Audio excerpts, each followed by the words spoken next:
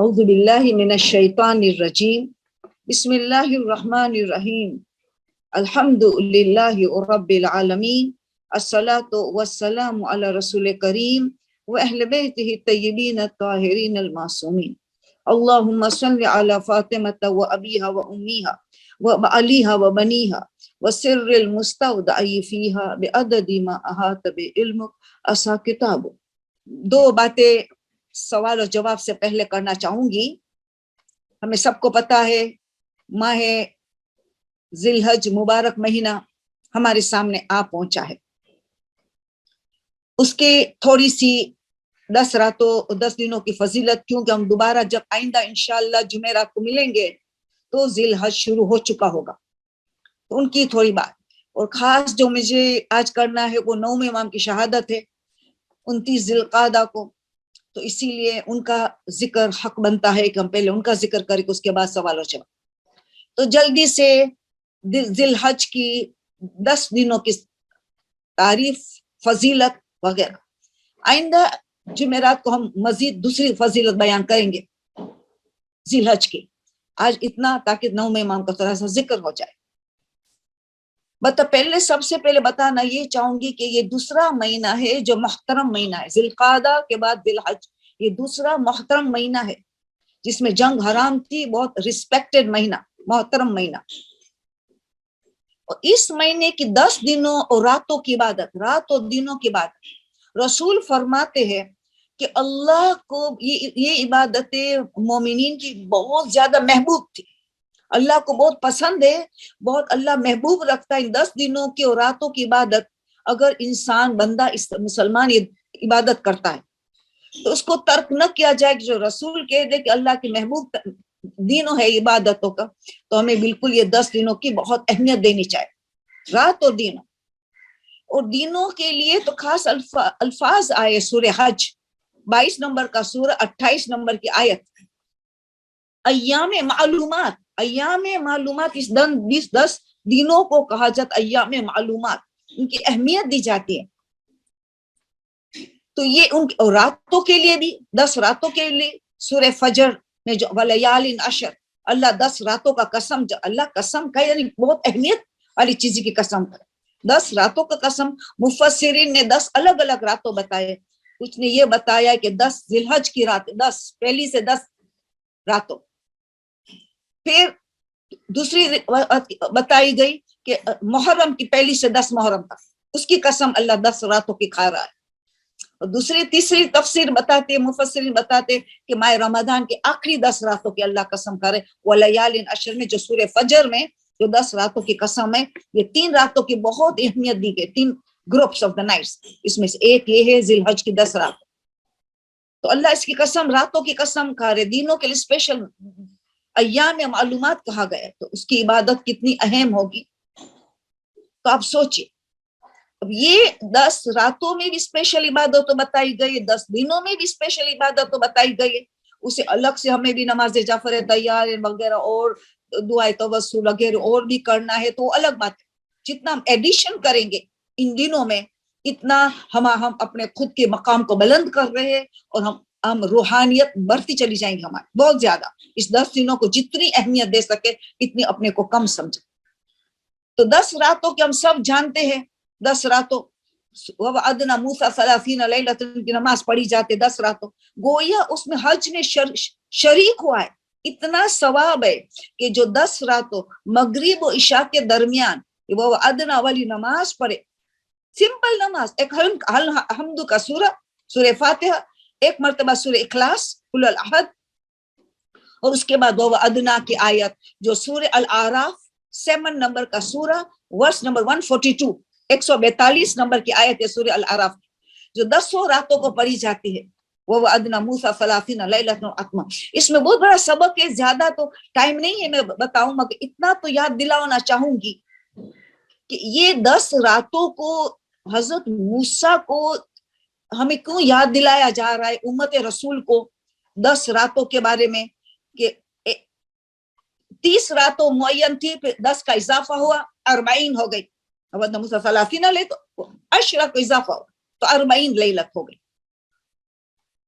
تو پہلا تو یہی 10 راتوں تھی جو اللہ نے اضافہ کیا، پہلے سے اضافہ کیا گیا تھا، مگر امت کی امتحان کے لیے ان کو کہا گیا کہ 30 راتوں کے بعد آئیں گے، امت کی امتحان، تاکہ 10 دن کی اضافہ ہو۔ تو دیکھیں اس 10 دنوں میں کون رائے حق پہ رہتا ہے، کون گمراہ ہو جاتا ہے۔ 10 راتوں کا اضافہ ہوا، یہ پہلی ذی الحج سے 10 ذی الحج تک نے پورا ایک مہینہ تھا، ذی القعدہ کا مہینہ تھا۔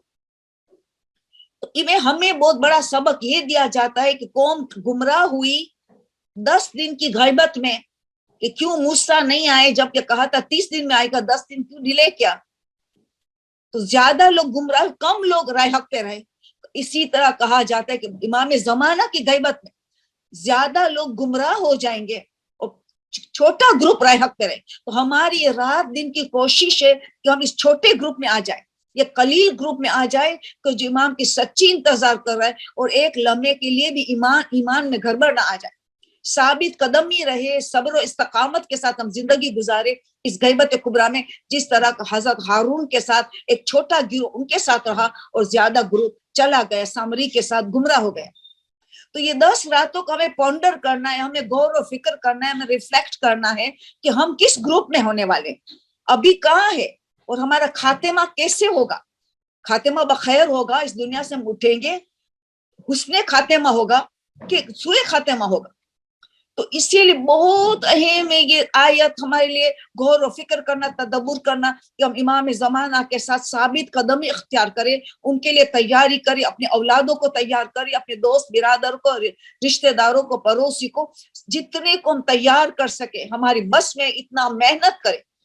محنت کا دن ہمیں یاد دلائے جاتے 10 راتوں کو، جو رسول کے اللہ کو محبوب تھے یہ راتوں، اور اس میں ہمیں یاد دلایا، ہماری امام زمانہ کی غیبت یاد دلا کہ تم موسیٰ کی قوم کی طرح نہیں ہونا، اتنا بڑے نقصان میں چلے گی جن پہ کتنا بڑا عذاب آیا، نیست و نابود ہو گئے، تم اس قلیل گروہ میں آنا ہے۔ تو یہ تو 10 راتوں کی نماز کتنی اہم ہے۔ سبق تو بہت ہے کہ 40 دن کی اہمیت بتاتی آئی کہ ہر کوئی چیز 40 دن کی جائے، اس کے بعد تمہیں ایک بڑا گفٹ ملے گا۔ 40 دن تک بھوکا پیاسا رہے انہوں نے، حضرت موسیٰ نے تورات لینے کے لیے، احکامات لینے کے لیے اتنی زحمت اٹھائی، مناجات، عبادت مسلسل 40 دن اور رات، خاص کر کے رات کے پوری رات شبیداری، اور 40 دن اور رات بھوکا پیاسا رہنا، ایک قطرہ پانی بھی نہ لینا۔ اس کے بعد اللہ نے ان کو اتنی بڑا گفٹ دیا، تورات ملی۔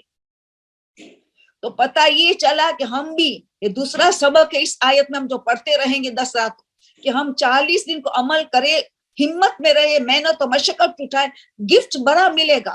شاید کبھی وہ گفٹ جو ہم نے مانگا اللہ سے، وہ نے اس کے بدلے کچھ اور دیا، ہمیں پتہ نہیں چلا، اور دوسرا بھی دینے والے اس کا ٹائم نہیں آیا۔ تو مطلب میں ہمت سے 40 دن تک یا راتوں یا دنوں تک ہمیں ایسی عبادت کرنا چاہے، جس چیز ہم مانگ رہے اللہ سے، حلال جائز چیز مانگ رہے، اس میں ذرا بھی یعنی یقین ہونا، ذرا بھی شک نہ آئے۔ اگر 40 دن میں نہ سنا، کچھ مدت رہ کے دوسرا 40 دن یا رات عمل کرنا چاہے، مگر کبھی مایوسی گناہ نے کبیرہ ہے۔ تو یہ بہت اہم چیز ہے۔ تو یہ 2 سبق میں نے دیا، باقی آپ آیت 142 سورہ الاعراف کی سٹڈی کریں گے تو آپ کو، اور آیت اللہ ناصر مرشی نجم بہت زیادہ سبق بتا رہے ہیں، مگر اتنے چھوٹے سے وقت میں ہمیں ٹائم نہیں ہوتا ہے، 2 بس میں نے سبق بتا دیا۔ تو یہ رات کو یہ نماز کوئی پڑھتا ہے گویا حاجیوں میں شامل ہے، حاجیوں میں ہے، حج کر رہا ہے، اتنا ثواب حاجیوں میں شامل ہو جاتا ہے۔ تو آپ سوچیں بہت بڑی عید رات تک یہ نماز ہمیں پڑھنے کی ہے۔ تو یہ رات کی ایک اسپیشل عبادت، دین کی اسپیشل عبادت ہے۔ 10 دعائیں ہیں، 5 دعائیں 5 تحلیلات ہیں جو مولا علی نے تعلیم کی۔ وہ حضرت عیسیٰ کو جبرائیل لے کے 5 دعا جو 10 دنوں میں دین کے وقت پڑھنا ہے، اور 5 تحلیلات دونوں مل کے 5 دعا 5 تحلیلات جو مولا علی نے تعلیم کی۔ لا الہ الا اللہ، تحلیلات یعنی لا الہ الا اللہ، لا الہ الا اللہ، اسٹرونگ فورٹ ہے، اسٹرونگ قلعہ ہے ہمارے پاس توحید کا۔ انسان کی عقیدہ مضبوط ہوتا ہے توحید کا یہ تحلیلات پڑھنے سے، بہت امپورٹنٹ ہے۔ تو یہ بعض لوگ تو 100 مرتبہ پڑھتے، بعض 10 مرتبہ پڑھتے، بعض کو ٹائم نہیں ہوتے 5 مرتبہ 2 مرتبہ, 1 مرتبہ تو ضرور سب لوگ پڑھتے ہیں. تو یہ دین کی اسپیشل دعا بتائیے. روزہ, وہی روزہ تھرسڈے فرائیڈے سیٹرڈے جو ذی القعدہ کا تھا, جمعرات جمعہ اور ہفتہ کو پورے ذی الحج کے مہینے میں یہ 3 روزہ متواتر رکھتا ہے. ہر جمعرات جمعہ اور ہفتہ گویا 900 سال تک عبادت میں مشغول رہا. 900 ایئرس کی سولیڈ عبادت اس نے کی. اس کے علاوہ یہ 9 روزے کسی نے پہلی ذی الحج سے لے کے 9 ذی الحج تک روزہ رکھا, گویا اس نے اپنی پوری عمر روزہ رکھا. 70 سال کی عمر ملی تو 70 ایئرس روزہ رکھتا رہا, اتنا ثواب. 90 سال کی عمر ملی تو 90 سال, اپنی جو عمر اللہ نے رکھی ہے پوری عمر گویا اس نے روزہ رکھا, اتنا ثواب ہے جو 9 روزہ رکھا. بعض علماء کہتے ہیں کہ 8 روزہ بھی پوری عمر کا ثواب ملے گا. کیوں؟ 9واں روزہ یوم عرفہ ہے. یوم عرفہ کی عبادت روزے سے افضل ہے. اگر روزے میں کاہلی ہو جائے یا سستی ہو جائے, نیند آنے لگے, تو پھر روزے چھوڑ دینا ہے. چائے کا قہوہ کچھ پیتے رہے کہ اعمال میں کمی نہ ہو. اعمال میں, عبادت میں, 9 ذی الحج کی عبادت میں ذرا کمی نہ ہو. توبہ قبول ہونا یقینی ہے. استغفار کا پوری زندگی کا گناہ معاف ہوتا ہے. اتنا عظیم دین ہے عرفہ کا دین, تقدیر بدلنے کا دین ہے. تو پتہ یہ چلا کہ اس دن اگر روزہ رکھنے میں ضعف آ جائے وغیرہ تو پھر روزہ چھوڑ دے. 8 روزہ اگر ضعف آ رہا ہے تو پھر اب ہمیں پوری عمر کا ثواب ملے گا. یا تاریخ میں کہ گڑبڑ چل رہی ہے, شاید یہ 9 ذی الحج کے بدلے 10 ذی الحج جو جس میں روزہ رکھنا حرام ہے, تاریخ میں گڑبڑ تب بھی مکروہ ہے روزہ رکھنا اس دن. یا عبادت میں ضعف آئے تو مکروہ ہو جائے گا روزہ, یا تاریخ میں گڑبڑ چل رہی تو مکروہ ہوگا. ورنہ تو ثواب ہی ثواب رہے گا. کہ 2 پرابلم نہیں ہے تو بس پورے ثواب ملے گا انشاءاللہ. تو یہ 9 روزے کا کبھی تو مکس ہو جائے گا, تھرسڈے فرائیڈے سیٹرڈے بھی آ جائے گا, اور 9 کے اندر بھی آ جائے گا, تو سوال ڈبل ٹریبل ہوتا چلا جائے. تو اس طرح ڈھونڈنا, اگر چند روزہ رکھنا ہے تو دیکھنا کہ تھرسڈے فرائیڈے سیٹرڈے بھی آئے, 9 دن کے اندر بھی آئے, تو اور عبادت ثواب بڑھ جائیں. مگر پہلی تاریخ کا روزہ بہت اہم ہے, 8 ذی الحج کا. اگر کوئی 2 روزہ رکھنا چاہیے تو پہلی کو نہ چھوڑے, اور 8 ذی الحج کا. 2 اہم ترین روزہ ہے, پہلی ذی الحج اور 8 ذی الحج. 8 ذی الحج یوم ترویہ ہے, جو اس کے بعد میں آئندہ جمعرات ہم بات کریں گے. تو اس کی پہلی کو کوئی روزہ رکھتا ہے, گویا روایت کہتی ہے کہ 80 مہینے تک روزہ رکھ, کنٹینیوس 80 منتھس تک روزہ رکھتا ہی رہا, اتنا سب.